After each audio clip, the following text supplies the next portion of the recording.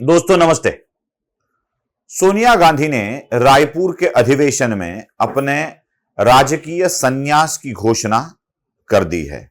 मैं घोषणा तो नहीं कहूंगा इसे, लेकिन सोनिया गांधी ने बिल्कुल संदेश दे दिया है कि अभी राजनीतिक जीवन से उन्हें अब दूर होना चाहिए। राजनीतिक जीवन में भी दो बातें होती है, एक संसदीय राजनीति से सोनिया गांधी दूर होना चाहती है या पार्टी की राजनीति से ही सोनिया गांधी दूर होना चाहती है। मुझे लगता है सोनिया गांधी सिर्फ संसदीय राजनीति की बात कर रही है, क्योंकि अभी संसद में जाकर उन्हें काम करना अच्छा नहीं लगता होगा। वो राहुल के लिए अपना पूरा पिच खुला कर रही है। सोनिया गांधी ने ऐसी ही त्याग भरी बातें, मतलब ऐसे ही मैं प्रधानमंत्री पद का स्वीकार नहीं करना चाहूंगी, अपनी अंतरात्मा की आवाज सुनकर ऐसा कहा था। और अंतरात्मा की आवाज सुनकर सोनिया गांधी देश का प्रधानमंत्री बनते बनते रुक गई थी और वहां पे मनमोहन सिंह को प्रधानमंत्री बना दिया गया था। सोनिया गांधी का फायदा यह हुआ था कि अंतरात्मा की आवाज इस शब्द के कारण भले ही मनमोहन सिंह देश के प्रधानमंत्री बने हो, लेकिन पूरा कंट्रोल सोनिया गांधी के हाथ में था। सोनिया गांधी देश की शैडो प्रधानमंत्री थी, असल प्रधानमंत्री वही थी। मनमोहन सिंह के तो नाम के लिए काम कर रहे थे। आज सोनिया गांधी ने वही इमोशनल पैंतरा खेला है, वही इमोशनल पैंतरा अब वो राहुल गांधी के लिए अपना रास्ता खुला करना चाहती है। भले ही उन्होंने अपने भाषण में यह कह दिया हो कि मल्लिकार्जुन खड़गे के नेतृत्व में अब कांग्रेस आगे बढ़ेगी, लेकिन साथ ही साथ सोनिया गांधी ने मल्लिकार्जुन खड़गे एवं उनके एज के लोगों के लिए एक संदेश भी दे दिया है, जब उम्र बढ़ती जाती है तब हमें रुक जाना चाहिए।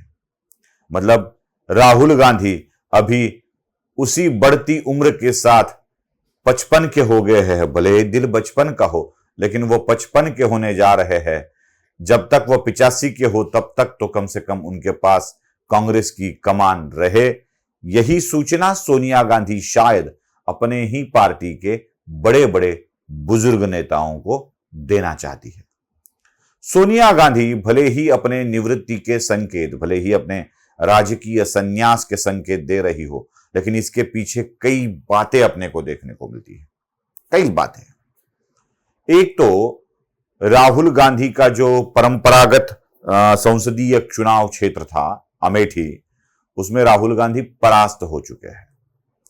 अमेठी का पराभव गांधी परिवार के लिए सबसे अहम और सबसे अपमानजनक है, क्योंकि अमेठी जिस तरह से गांधी परिवार की विरासत रही हो, उस तरह अब राहुल गांधी का परास्त होना ये चिंता की बात सोनिया गांधी के लिए हो सकती है। अब राहुल अमेठी से नहीं आ सकते हैं। बार बार केरल के वायनाड से चुनकर आकर देश के प्रधानमंत्री बनने का ख्वाब देखना अच्छी बात नहीं होती है।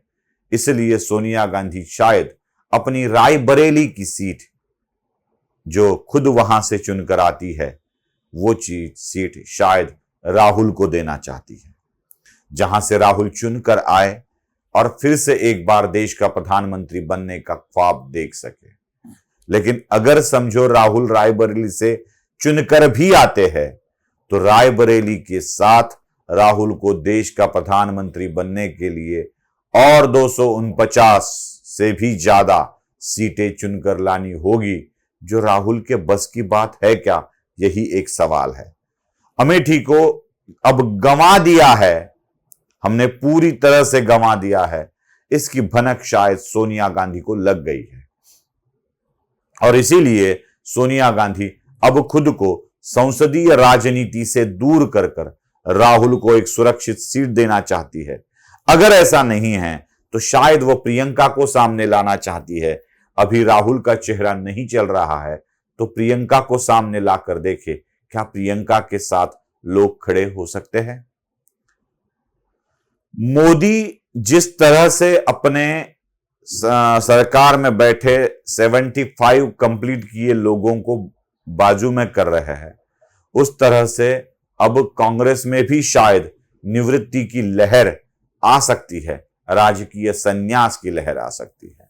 वैसे सोनिया गांधी का कहना कुछ भी हो, मुझे एक चीज एक राजनेता को जरूर बतानी है।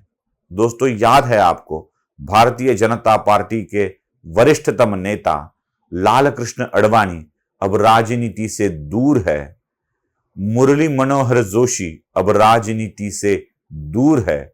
भाजपा के कई शीर्षस्थ नेता अब आजकल राजनीति में दिखते नहीं हैं। शायद अपने उम्र की विशिष्ट पड़ाव के बाद मोदी भी राजनीति में नहीं दिखेंगे। शायद अमित शाह के साथ भी यही होगा।